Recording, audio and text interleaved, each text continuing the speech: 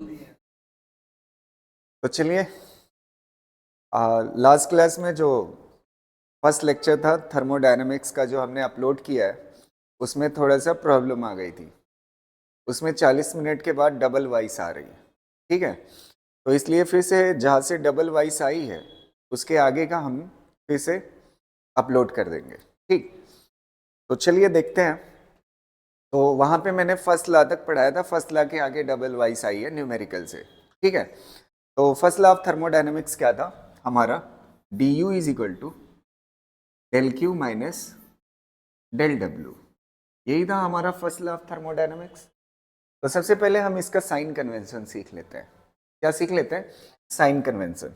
देखिएगा इसका sign convention, और यही बहुत इंपॉर्टेंट है। ये समझ है, इसी में गलती होती है, इसी वजह से थर्मो थोड़ा सा लड़के को लगता है कि सेंसिटिव टॉपिक है। तो ध्यान से सुनेंगे तो गलती कभी नहीं होगी, इस बात की मेरी गारंटी, ठीक है। सबसे पहले इंटरनल एनर्जी देखिए, चेंज इन इंटरनल एनर्जी है ना ये डी यू ना। अगर डी यू पॉजिटिव है, क्या है? पॉजिटिव है, इसका मतलब होता है इंक्रीज इन इंटरनल एनर्जी। क्या होता है? Increase in internal energy, internal energy, ठीक। अब देखिए, अगर डी यू का साइन नेगेटिव है d U is equal to क्या है? नेगेटिव, नेगेटिव साइन आता है, तो इसका मतलब होता है डिक्रीज इन इंटरनल एनर्जी। क्या होता है? Decrease in internal energy, internal energy. तो इंटरनल एनर्जी का साइन क्लियर है, ठीक है। अब बात करते हैं हीट की। ये क्या है? Heat transfer. तो अगर डेल क्यू पॉजिटिव है, डेल क्यू कैसा है? पॉजिटिव है, तो इसका मतलब है heat supplied to the system. क्या मतलब है? Heat, heat supplied, supplied to the system, to the system, ठीक। Heat supplied to the system. और अगर डेल क्यू नेगेटिव आ गया, डेल क्यू क्या है? नेगेटिव, या डेल क्यू नेगेटिव ले, ठीक है। तो डेल क्यू नेगेटिव कब होगा? जब हीट सप्लाइड के बजाय रिजेक्टेड फ्रॉम द सिस्टम या रिलीज फ्रॉम द सिस्टम ना। तो यहां पे क्या लिख लेंगे? Heat released from the system ना। अगर सिस्टम को हीट देंगे तो पॉजिटिव, और सिस्टम से हीट निकलेगी तो नेगेटिव। क्लियर है? ये चार हो गए, बचा कौन सा है? वर्क। इसको भी निपटा देते हैं। वर्क देखिएगा, अगर डेल डब्ल्यू पॉजिटिव है, इसका मतलब होगा work done by the system. क्या होगा? Work done by the system, work done by the system. Clear रहेगा? और अगर डेल डब्ल्यू कैसा है? नेगेटिव है, तो इसका मतलब होगा work done, work done on the system, work done on the system. समझ आ रही ना बात? ये हो गए, क्लियर है ना। अगर internal energy positive, increase in internal energy. अगर इंटरनल एनर्जी नेगेटिव, तो डिक्रीज इन इंटरनल एनर्जी। अगर हीट पॉजिटिव तो supplied to the system, negative तो रिजेक्टेड फ्रॉम द या रिलीज फ्रॉम द सिस्टम। अगर वर्क पॉजिटिव तो work done by the system, अगर work negative तो work done on the system. यहां तक क्लियर है? अब चलिए अगली चीज देखते हैं, ठीक है। इससे फील आ जाए, ये फार्मूला फील आना बहुत जरूरी है, ठीक है। इस फार्मूले की फील ध्यान से देखना। मान लेते हैं हमारे पास, मैंने आपको बताया है थर्मोडायनामिक सिस्टम मतलब क्या होता है। ये पिस्टन सिलेंडर हो और इसके अंदर क्या भरी हो? गैस हो। ये जो गैस होती है ये आइडियल गैस होती है, और यही हमारा क्या होता है? सिस्टम होता है। समझ? आइडियल गैस को ही क्या बोलते हैं? सिस्टम बोलते हैं। अब ध्यान से देखना, नीचे से आप क्या दे रहे हो? हीट। क्या दे रहे हो? हीट, ये डेल क्यू है, ये क्या है, डेल क्यू है। समझ आ रहा है? अब जब हीट दोगे तो दो चीज हो सकता है, या तो अपने अंदर ये एनर्जी रख लेगा, तो अपने अंदर एनर्जी रखेगा तो ये क्या कहलाएगी, डी यू। क्या कहलाएगी, डी यू, इंटरनल एनर्जी। अब अपने अंदर एनर्जी रखेगा प्लस क्या कर सकता है, वर्क कर सकता है, डायरेक्शन देखिएगा, एल डब्ल्यू, वर्क कर सकता है। अभी मान लेते हैं, ध्यान से सुनना, 100 जूल हीट दी, थोड़ा सा ये जो साइन लिखा हुआ है ना, ये सब फील आएगा, समझ, कितना दी, 100 जूल, तो सप्लाइड टू दी सिस्टम है ना, सप्लाइड टू दी सिस्टम। और मान लेते हैं इसने वर्क में खर्च कर दिया 20 जूल, कितना खर्च कर दिया, 20 जूल। अब आप देखिएगा ये वर्क डन। अच्छा ये बताओ, ये सिस्टम है गैस, तो इसी ने तो पिस्टन उठाया है, तो ये क्या कहलाएगा, work done by the system. क्या कहलाएगा, वर्क डन। अच्छा अगर ऐसे कर दूं तब ऑन दी सिस्टम हो जाए ना, क्लियर है ना। अब देखो ये क्या है, heat supplied to the system, कैसा लिया जाता है, heat supplied to the system कैसा लिया जाता है, पॉजिटिव। तो ये कितना हो जाएगा, 100, ये कितना हो जाएगा, 100। और वर्क, ये नेचुरल माइनस है, ये फार्मूले में माइनस रहेगा, इसको कुछ नहीं करना है। अब डेल डब्ल्यू देखिए, ये क्या है, work done by the system, तो बाय दी सिस्टम है तो कैसा लिया है, पॉजिटिव। तो ये कितना है, 100 माइनस ये पॉजिटिव है 20, तो 100 माइनस 20 कितना आएगा, 80। तो आपने एनर्जी दी थी 100, 20 खर्च हुई, बची कितना, 80 जूल। 80 जूल किसके पास है, इंटरनल एनर्जी के फॉर्म में सिस्टम के पास है। समझ आई। अब देखो उल्टा कर दिया वर्क को, वर्क को उल्टा कर दिया, तो ये कितना है, 20 जूल। अब ये बताओ, heat supplied to the system है तो 100 लिखा जाएगा, और ये नेचुरल माइनस है, ठीक। अब देखो वर्क, वर्क ऑन दी है ना, ऑन है तो कैसे लिया जाएगा, तो माइनस 20, तो माइनस एक पहले से प्लस हो जाएगा, टोटल कितना हो जाएगा, 120 हो जाएगा। तो इस फार्मूले में ये प्लस भी हो सकता है और ये माइनस भी, ये डिपेंड करता है वर्क डन बाई है या वर्क डन ऑन है। तो इसलिए आप यहाँ पे फर्क ना क्रिएट करिए कि केमिस्ट्री में अलग होता है, फिजिक्स में अलग होता है, थर्मो एक ही है यार, थर्मो तो एक ही है ना, बस हमारी अगर ये माइनस में लिए हैं तो वर्क डन बाई है, अगर यहां पे प्लस आ गया तो वर्क डन ऑन हो गया। दोनों थर्मो एक ही है, कंफ्यूजन मत क्रिएट करिए, बस यही साइन कन्वेंशन सीख लीजिए बस, ठीक है। एक और साइन का मसला आता है, वो अभी क्वेश्चन से मैं सिखा दे रहा हूं, फिर आपकी दिक्कत खत्म हो जाएगी, ठीक है। इसको नोट कर लीजिए, हो गया, आगे देखें। अच्छा ले लो फोटो ले,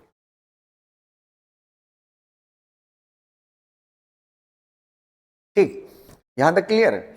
अब चलिए क्वेश्चन करते हैं इस पे, ध्यान से सुनिएगा और फील करिएगा, एक एक चीज गलती नहीं होनी चाहिए ताकि आपको लगे कि थर्मो सीख गए हैं, ठीक।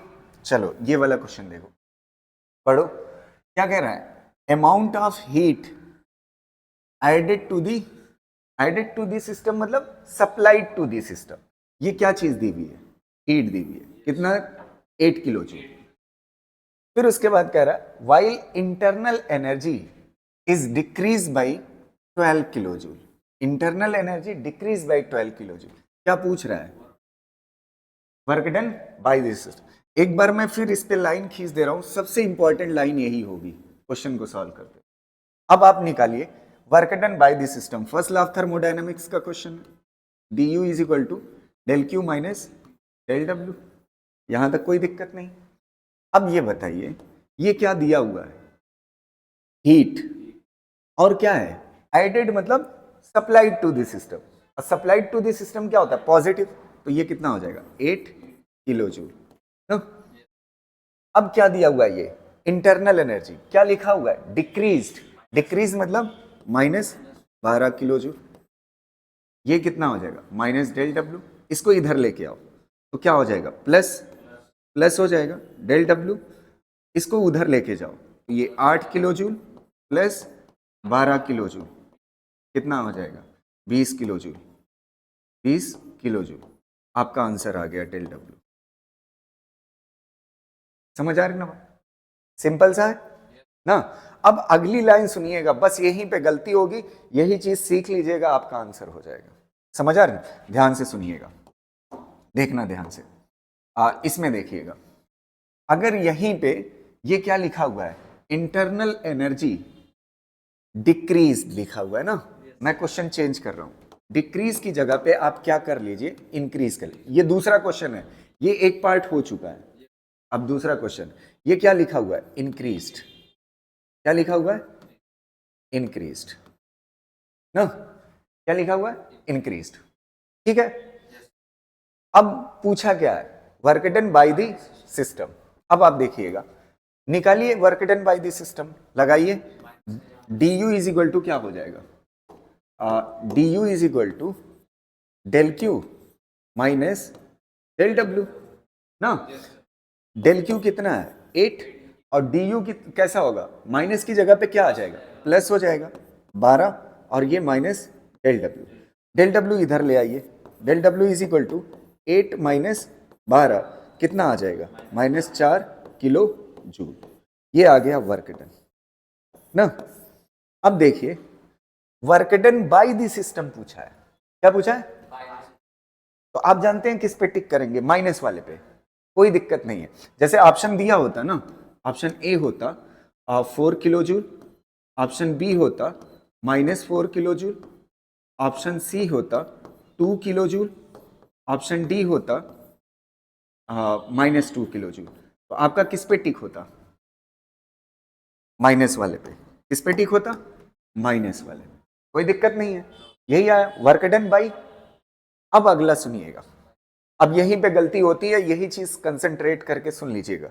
अगर यहीं पे क्वेश्चन लिखा होता वर्क डन बाई के बजाय क्या लिखा होता, on the system, on the system लिखा होता ना। इसकी जगह पे इंक्रीज हुआ और वर्क डन बाई की जगह पे वर्क डन ऑन कर दिया। अच्छा आप बताइए, वर्क डन बाई क्या होता है, प्लस, वर्क डन ऑन क्या होता है। तो अच्छा ये बताओ, जब वर्क डन ऑन बोल दिया है ना, तो ये जो आंसर आया है ना, इसमें से माइनस हटा दिया जाएगा और किस पे टिक किया जाएगा, प्लस वाले पे। जानते हैं क्यों, थोड़ा सा फील करिएगा इस बात को, यहां साइड में बता रहा हूं। ये क्या लिखा हुआ है, 100 रुपीज, और ये क्या लिखा हुआ है, ये प्लस लिखा हुआ है, और ये, इसका मतलब क्या है, किसी के पास प्रॉफिट 100 रुपए का है, प्लस मतलब प्रॉफिट, और माइनस मतलब लॉस है। माइनस मतलब क्या है, लॉस। अगर आप लॉस बोल देते हो तो आपको माइनस लगाने की जरूरत नहीं होती।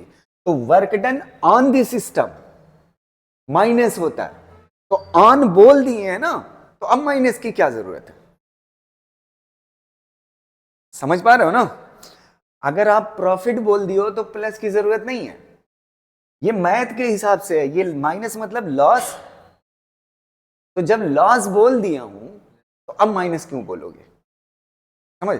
तो ऐसे वर्क डन ऑन बोल दिया हूं तो अब क्या जरूरत है, माइनस की। तो अब याद रहेगा, क्वेश्चन ध्यान से सुनना, क्वेश्चन दो ही होते हैं। जब वर्क डन बाई पूछेगा, इसमें पूछा था वर्क डन बाई, तो आंसर आया था, तो 20 पे ही टिक होगा। इसमें भी क्या पूछा था, वर्क डन बाई, तो माइनस पे ही टिक होगा। जो आंसर आएगा वर्क डन बाई वाले में ना, जो आंसर आएगा उसी पे टिक होगा। लेकिन वर्क डन ऑन वाले में अगर माइनस आंसर आ रहा है तो उसको क्या कर देना है, प्लस कर देना।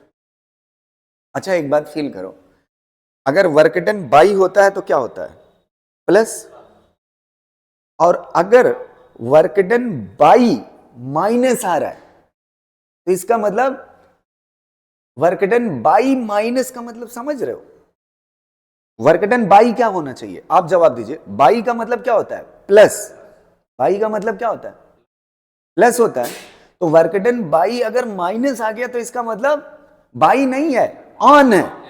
तो ऑन तो बोल दे रहा है क्वेश्चन में ना, अब नहीं लगेगा, समझ गए ना। तो क्वेश्चन तो दो ही है, वर्क डन बाई अगर प्लस आता है तो प्लस पे टिक कर दीजिए। क्वेश्चन पढ़ लीजिए, वर्क डन बाई लिखा है, अगर वर्क डन बाई लिखा हुआ है तो प्लस आया, प्लस पे टिक कर दीजिए। माइनस आया तो माइनस पे टिक कर, लेकिन वर्क डन ऑन बोल दिया, माइनस का मतलब ही होता है ऑन। अगर वर्क डन बाई पूछा है और माइनस आ रहा है तो इसका मतलब वो ऑन है। क्लियर रहेगा ना? अब कंफ्यूजन नहीं होनी चाहिए। एक आखिरी बात दोहरा दे रहा हूं ताकि किसी तरह का कंफ्यूज, वर्क डन बाई पूछता है, प्लस आए तो प्लस पे टिक कर दीजिए। वर्क डन बाई पूछा है, माइनस आया, माइनस पे टिक कर दीजिए। वर्क डन ऑन बोल दिया तो अगर आंसर माइनस में है तो उसको क्या बना दीजिए, प्लस बना दीजिए। ठीक, बस इसको एक क्वेश्चन का जवाब दे दीजिए, इसका फोटो ले लीजिए। ठीक, आप बताओगे इसका जवाब प्लस होगा या माइनस होगा ताकि क्लियर हो जाए। पढ़िए, amount of heat supplied, supplied कितना है 20 जूल, और इंक्रीज क्या चीज, इंटरनल एनर्जी कितना जूल 40 जूल। क्या पूछा है, बाई नहीं पढ़ना है। रिक्वायर्ड मतलब क्या होता है, रिक्वायर्ड मतलब जरूरत, तो जरूरत किसको, सिस्टम, मतलब सिस्टम पर है, ऑन दी सिस्टम। बाई पे ना जाइए, वर्ड पूरा पढ़िए, इसीलिए मैंने ये दिया है। तो वर्क डन किस पे पूछा है, ऑन दी सिस्टम। अब निकालते हैं, del W d U is equal to क्या होता है, d U is equal to क्या होता है, del Q minus del W, यही होता है। अच्छा ये बताओ हीट सप्लाइड कितना है 20, सप्लाइड प्लस होता है 20 हो गया। इंटरनल एनर्जी इंक्रीज है या डिक्रीज, इंक्रीज है 40, और ये माइनस डेल डब्ल्यू, इसको इधर ले आओ, माइनस डेल डब्ल्यू क्या हो जाएगा प्लस, ये 20 और ये इधर जाएगा माइनस 40, कितना आएगा माइनस 20 जूल। अब ये वर्क आया, वर्क डन बाई है, ये जो आया है ना बाई आया है। अब पूछा गया है ऑन पूछा है, तो ऑन पूछा है तो क्या हो जाएगा प्लस हो जाएगा, माइनस हटा दोगे तो आंसर किस पे टिक करोगे, बस सिंपल। हाँ वो समझ जाओगे, मैं तो इतनी बार बोल दिया, आप साइड में यही लिख लो ना। अगर वर्क डन बाई पूछा है तो प्लस आए तो प्लस पे टिक कर दो, माइनस आए तो माइनस पे टिक कर दो। वर्क डन ऑन पूछ दिया अगर, तो अगर माइनस आ रहा है तो क्या कर दो प्लस कर दो, बस इतनी बात याद रख लो, बहुत ज्यादा कंसंट्रेशन की जरूरत नहीं। अब क्वेश्चन गलत नहीं होगा साइन के, क्लियर रहेगा। चलिए इसको कॉपी कर लेते हैं, फिर आगे देखते हैं एक टॉपिक और देख लेते हैं, थर्मोडायनेमिक वर्क क्या होता है। ठीक है, फिर समझेंगे इंटरनल एनर्जी, तब फील आएगा हमें। ठीक है, आइए समझते हैं थर्मोडायनेमिक वर्क। थर्मोडायनेमिक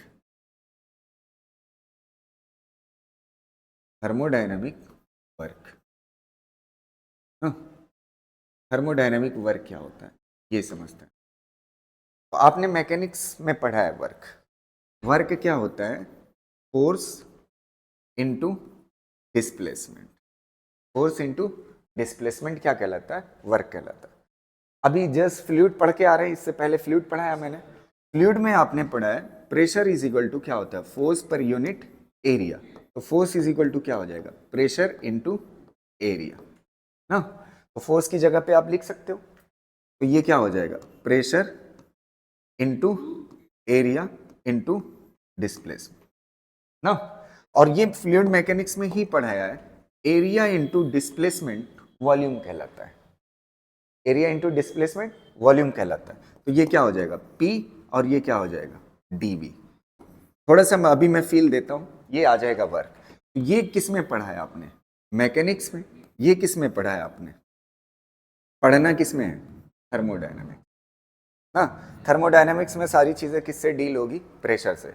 मैकेनिक्स में किससे डील होती थी, फोर्स से। क्लियर रहेगा। जैसे मान लेते हैं ये देखो, ऐसे पिस्टन है, समझ आ रहे ना, ये इस तरह से, ये पहली पोजीशन है, ये उठकर यहां आ गया, तो क्या चीज चेंज होगी, वॉल्यूम ही तो चेंज होगी। जब वॉल्यूम चेंज होगा तो क्या होगा, वर्क होगा। ये जनरल फार्मूला है, ये कैसा है, जनरल फार्मूला। आगे चल के हमें 4 प्रोसेस पढ़ना है, आइसोथर्मल, आइसोबारिक, आइसोकोरिक, तो ये जनरल फार्मूला है। अब इसी फार्मूले से हम आइसोकोरिक का वर्क बनाएंगे, आइसोबारिक का बनाएंगे, आइसोथर्मल का बनाएंगे, इसी से हम एडियाबैटिक का वर्क, मतलब ये जनरल फार्मूला है, इसी से सारे वर्क डिसाइड होंगे। क्लियर रहेगा ना। तो इसको कर लीजिए। पहले इस पे एक इंटीग्रल बेस्ड छोटा सा क्वेश्चन कर लेते हैं, जो मैकेनिक्स में हम काफ़ी कर चुके हैं लेकिन फील देने के लिए। फिर उसके बाद पढ़ेंगे चेंज इन इंटरनल एनर्जी। कर लीजिए इसको, ठीक। करें क्वेश्चन, देखिएगा, ठीक है। लिख लीजिए क्वेश्चन हमारे साथ जब तक हम लिख रहे हैं। If there is, if there is नहीं, if the force is, if the force is F is equal to 2x plus 3x square and the particle moves from, and the particle moves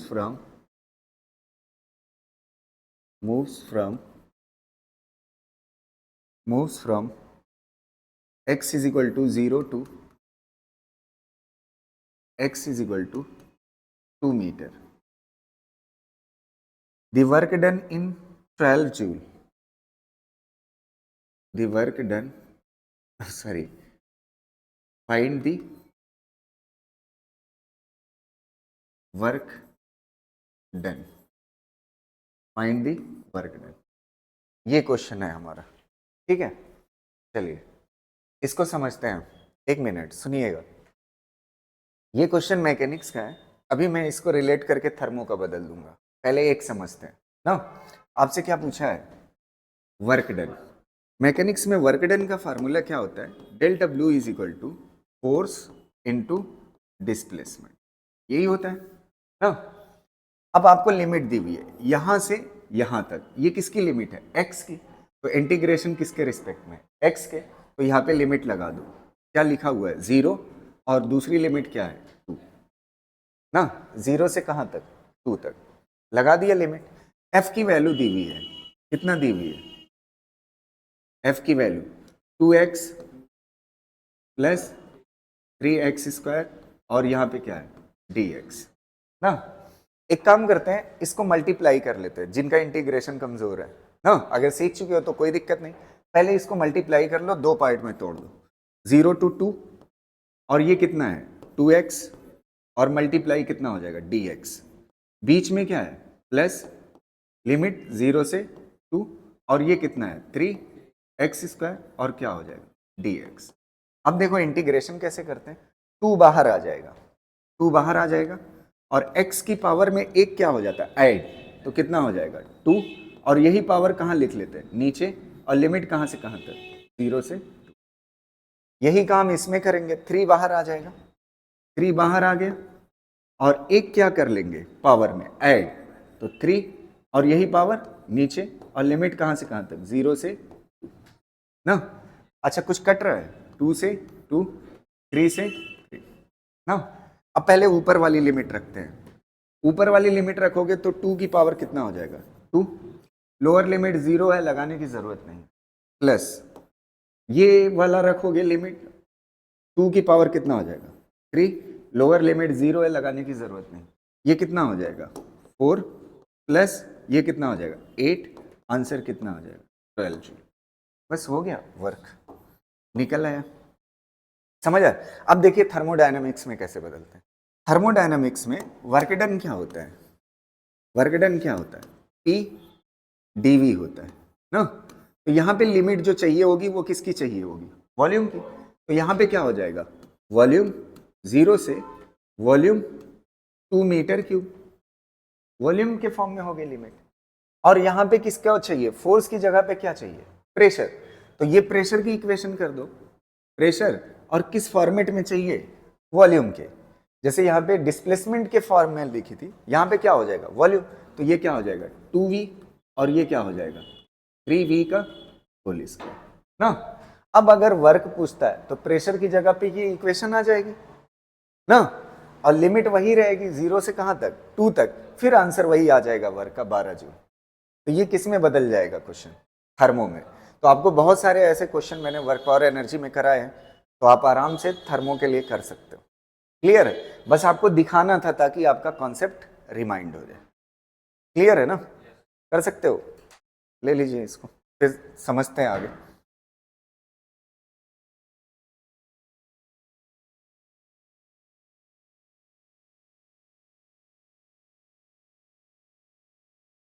हो गया। अब एक topic और देख लेते हैं, ठीक, change in internal energy. Change in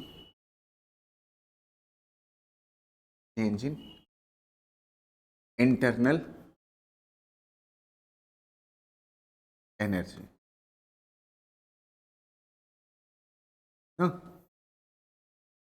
या आप इंटरनल एनर्जी ही लिखो, कोई दिक्कत नहीं है। ध्यान से सुनिएगा, और बहुत सारी चीजें मैं इसमें सिखाऊंगा, बढ़िया, ठीक है। मान लेते हैं एक कंटेनर है, ठीक, और इससे जो ये वॉल है ना, ये एडियाबैटिक है। कैसी है? एडियाबैटिक, एडियाबैटिक वॉल है, ठीक। एडियाबैटिक वॉल की खासियत क्या होती है? इससे हीट का कोई ट्रांसफर नहीं होता। जैसे मैंने बताया था ना एग्जाम्पल के लिए, थर्मस है, उसमें चाय रख लो तो देर तक गर्म रहती है, क्योंकि हीट का ट्रांसफर नहीं होता। उसकी वॉल कैसी होती है? एडियाबैटिक होती है, ठीक। अब यहाँ पे लगा दिया एक थर्मोमीटर। क्या लगा दिया? थर्मोमीटर, जो क्या मेजर कर रहा है? Temperature measure. थर्मोमीटर लगा दिया, ये टेम्परेचर मेजर करता है, ठीक। इसके अंदर दो वेजल है, ध्यान से सुनिएगा। एक वेजल ये और एक वेजल ये, ठीक। और यहाँ पे एक वॉल है ना, इसके अंदर जो है एयर भरी हुई है। क्या भरी हुई है? एयर, एयर है ना। और ये वाली जो चीज है, ये वैक्यूम है। ये क्या है?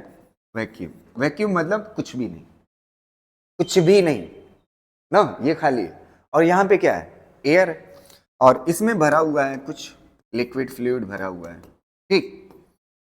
ध्यान से सुनना, इसी में एक क्वेश्चन पूछा था 2020 में, बहुत छोटा सा, अभी आपको समझ आएगा वो क्वेश्चन क्या था। समझ आया? 2020 के 1-2 साल आगे पीछे, या 2020 में ही शायद पूछा। ध्यान से सुनिएगा, ये वॉल एडियाबैटिक है।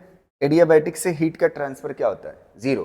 तो change in internal energy, first law of thermodynamics क्या बोलता है? Del Q minus del W, ये होता है।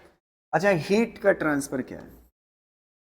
कोई हीट बाहर नहीं जा रही ना।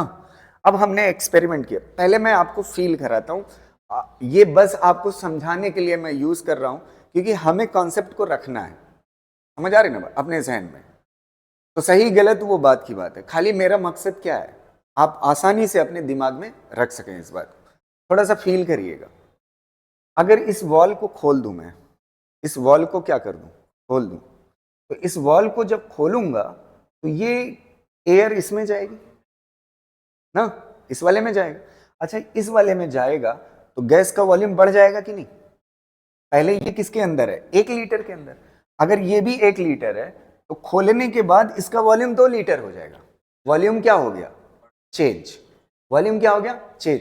तो आपका जहन कहेगा वर्क इज इक्वल टू होता है पी डीवी। डीवी क्या है? Change in volume. तो वॉल्यूम अगर चेंज होगा तो क्या होगा? वर्क होगा। वॉल्यूम अगर चेंज होगा तो क्या होगा? वर्क होगा। यही क्वेश्चन था 2020 के आसपास, कि अगर इस वॉल को खोल दोगे तो एयर इधर से वैक्यूम में जाएगी, तो वर्क क्या होगा? तो आप देखोगे कि चेंज इन वॉल्यूम हो रहा है, तो आप टिक कर दोगे वर्क होगा, लेकिन वर्क नहीं होगा, वर्क जीरो होगा। ध्यान से सुनिएगा, खाली आपको समझाने के लिए मैं ये वर्ड यूज करूंगा। फिर मैं कह रहा हूं, जब वॉल खोलोगे, जब यहां से कोई अपोजिशन है ही नहीं, कोई रोकने वाला है ही नहीं, तो ये वर्क क्यों करेगा? वर्क करने के लिए क्या चाहिए? अपोजिशन। जैसे मान लेते हैं एग्जांपल के लिए, आपको नीट का पेपर देना है, आप अकेले दे रहे हो, अकेले दे रहे हो, कोई दूसरा है ही नहीं, तो आप चाहे माइनस लाओ चाहे प्लस लाओ, टॉपर आप ही होगे, तो आप पढ़ोगे। अपोजिशन में वर्क होता है।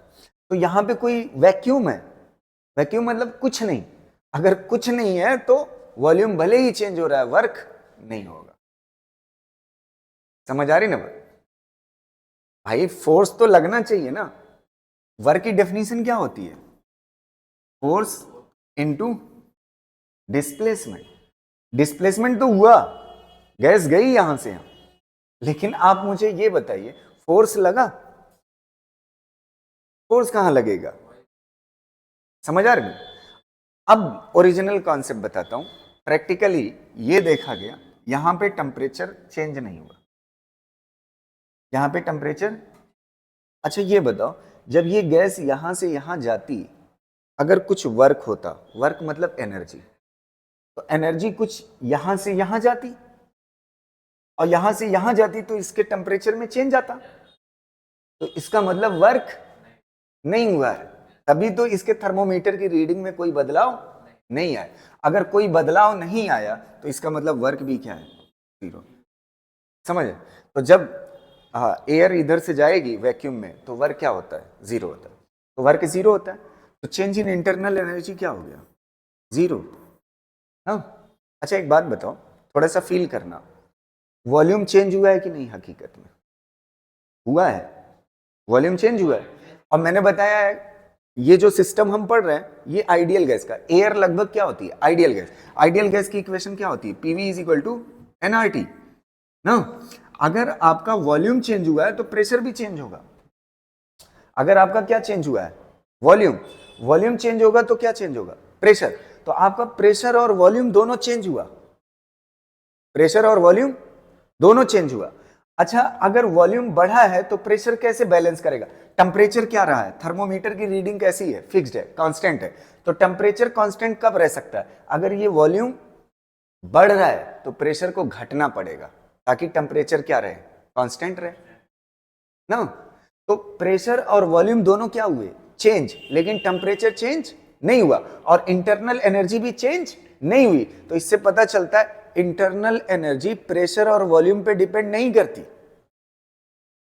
इंटरनल एनर्जी अगर प्रेशर और वॉल्यूम पे डिपेंड करती, किस पे, प्रेशर और वॉल्यूम तो चेंज हुआ, लेकिन चेंज इन इंटरनल एनर्जी क्या आ रही है, जीरो आ रही। इसका मतलब इंटरनल एनर्जी सिर्फ किस पे डिपेंड करती है, टेम्परेचर पे। अगर टेम्परेचर चेंज हुआ होता तो इंटरनल एनर्जी चेंज हो सकती थी। प्रेशर और वॉल्यूम तो हुआ लेकिन इंटरनल एनर्जी का कुछ बिगड़ा नहीं। तो change in internal energy zero, मतलब चेंज इन इंटरनल एनर्जी मतलब U2 minus U1 is equal to क्या, जीरो। तो U2 इज इक्वल टू क्या हो जाएगा, U1। इसका मतलब जो इंटरनल एनर्जी पहले थी वही इंटरनल एनर्जी बाद में है। तो इससे पता चलता है internal energy, internal energy, internal energy is the only function of temperature. Internal energy सिर्फ किसका फंक्शन होती है, टेम्परेचर का। बाकी प्रेशर और वॉल्यूम बदला करे उसको कोई फर्क नहीं पड़ता। क्लियर रहेगा? ये चीज कॉपी करिए फिर आगे बात करें, ठीक।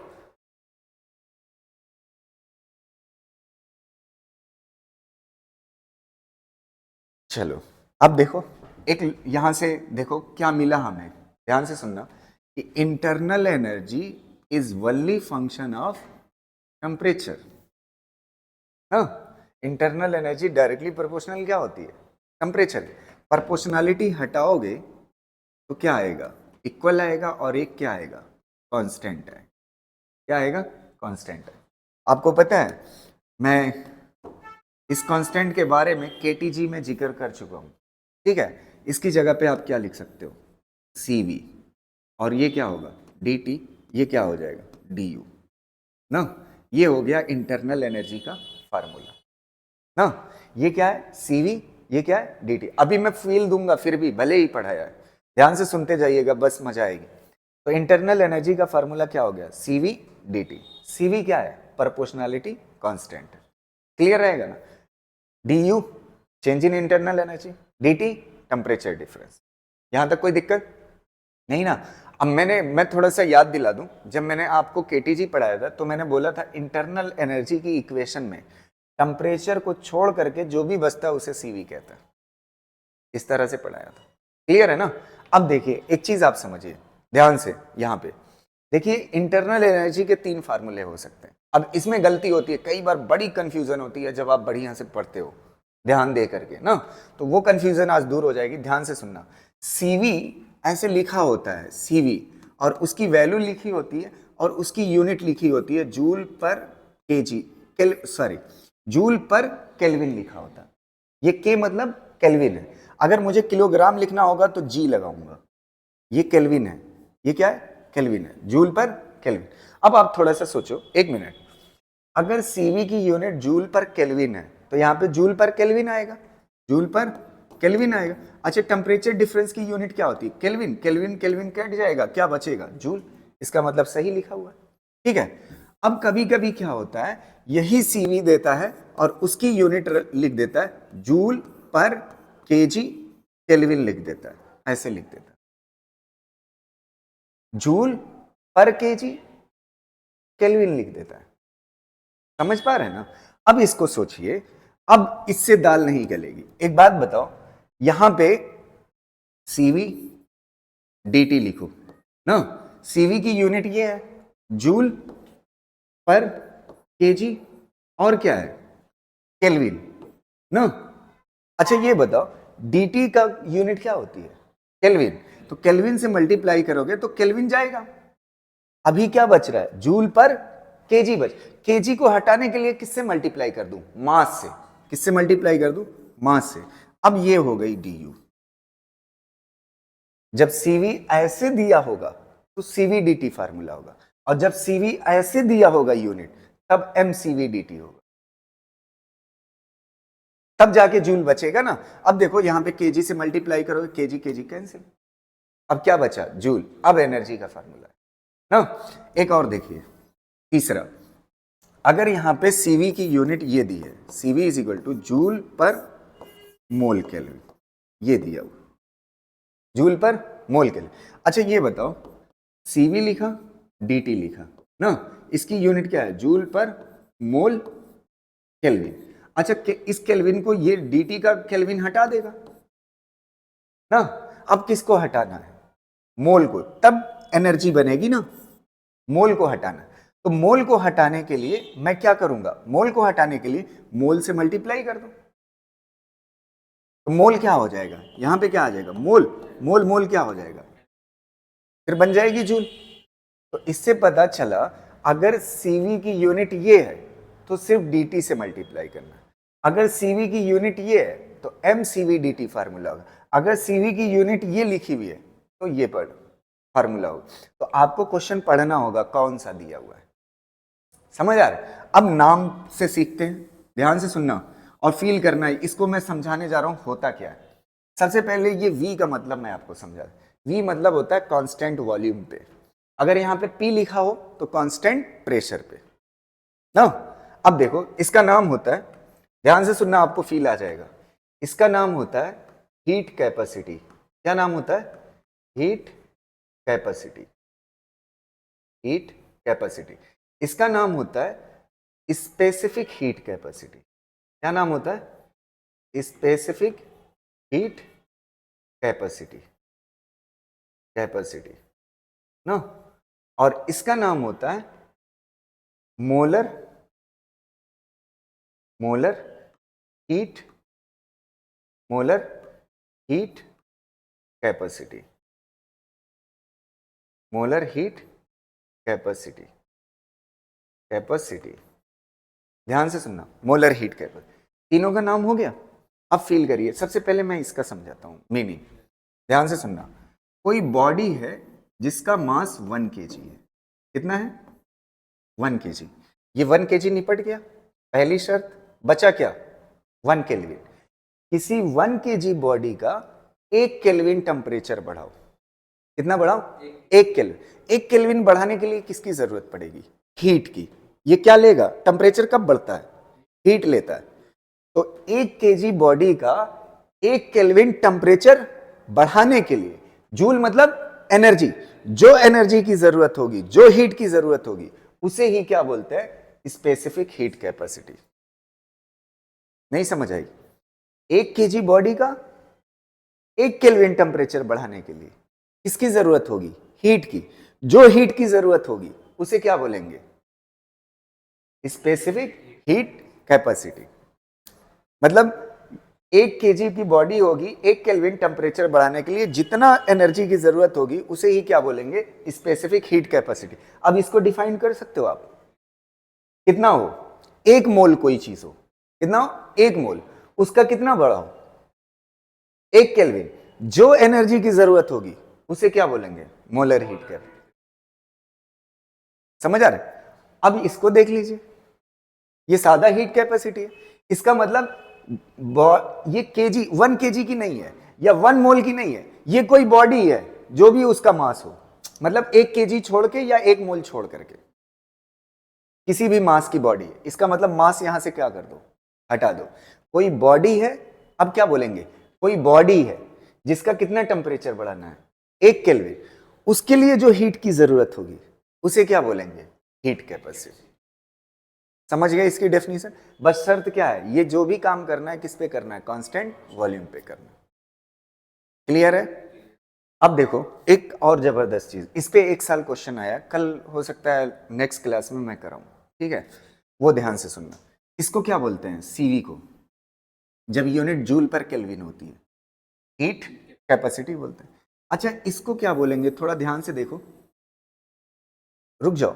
सीवी की यूनिट क्या है? जूल पर केजी। तो जूल पर केजी है ना सीवी की यूनिट, जूल पर केजी केल्विन है ना। अच्छा, किससे मल्टीप्लाई की हो? मास से। अभी ये सीवी की लिखी हुई है, तो जब मास से मल्टीप्लाई कर दोगे तो मास मतलब किससे मल्टीप्लाई? केजी से। केजी केजी क्या हो जाएगा? कैंसिल। क्या बचेगा? जूल पर केल्विन। ये भी क्या कहलाएगा? Heat capacity. क्या कहलाएगा? तो एमसीवी क्या है? Heat capacity. ऐसे ही एनसीवी क्या है? थोड़ा सा बताइए। सीवी की यूनिट क्या है? जूल पर मोल केल्विन। और किससे मल्टीप्लाई कर रहे हो? मोल से। तो मोल मोल कट जाएगा, बचेगा क्या? जूल पर केल्विन। जूल पर केल्विन को क्या बोलते हैं? Heat capacity. तो इसका मतलब एनसीवी भी क्या है? Heat capacity. एमसीवी भी क्या है? Heat capacity. और सीवी क्या है? Heat capacity. तो ये देखो, तीनों में ये टेम्परेचर डिफरेंस है और मल्टीप्लाई किससे करना था? Heat capacity. तो ये वाली चीज क्या थी? हीट कैपेसिटी नहीं थी, ये क्या थी? स्पेसिफिक हीट कैपेसिटी, इसलिए मास से मल्टीप्लाई करना। ये क्या था? मोलर हीट कैपेसिटी, इसलिए मोल से मल्टीप्लाई करना पड़ा, ताकि क्या बन जाए? हीट कैपेसिटी बन जाए। क्लियर रहेगा? यहां तक कोई दिक्कत? इसको कॉपी कर लीजिए। चलो, यहां तक क्लियर है ना पूरा? एक छोटा सा, जैसे ये टॉपिक मैंने आपको पढ़ाया, इंटरनल एनर्जी किस पे डिपेंड करती है? सिर्फ टेम्परेचर पे। किस पे डिपेंड करती है? सिर्फ टेम्परेचर पे। तो इसी पे हमारा आया था जीरोथ लॉ। कौन था? Zeroth law. तो वो देख लेते हैं, फिर उसके बाद आज का लेक्चर कंप्लीट हो जाएगा। Zeroth law of thermodynamics. Zeroth law of thermodynamics, ठीक है? इसको देखिएगा, ये जीरोथ लॉ ना सबसे बाद में आया था। इसकी हिस्ट्री देखोगे, first law, second law, third law के बाद आया था। लेकिन इसलिए अभी पढ़ा रहा हूं ताकि आपको याद रह जाए। समझ आ रहे हैं? क्योंकि जीरोथ लॉ से पता चला था किसके बारे में? जीरोथ लॉ से टेम्परेचर के बारे में। किसके बारे में पता था? चला था? टेम्परेचर के बारे में किसने बताया था? तो ये बात याद रखिएगा, सबसे इंपॉर्टेंट बात यही है, हैं?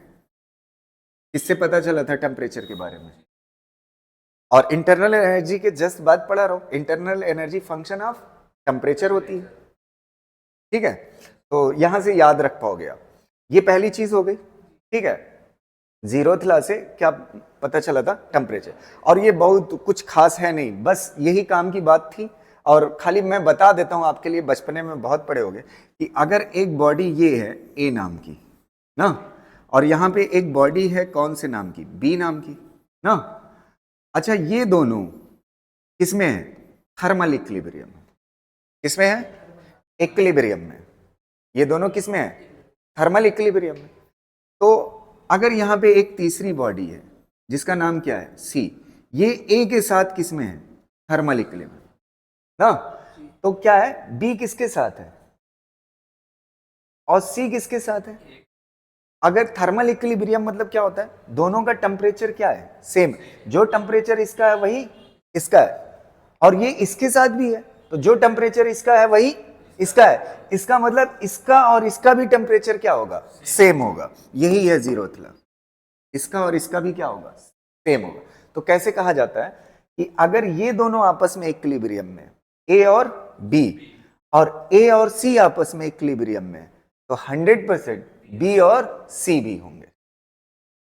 समझ आ रहे? अच्छा ये बताओ, थर्मल इक्विलिब्रियम में होना मतलब क्या होता है, दोनों का टेम्परेचर, तो आप कह रहे हो ना दोनों इक्विलिब्रियम में है तो क्या चीज सेम है, तो ये किसने बताया, जीरो।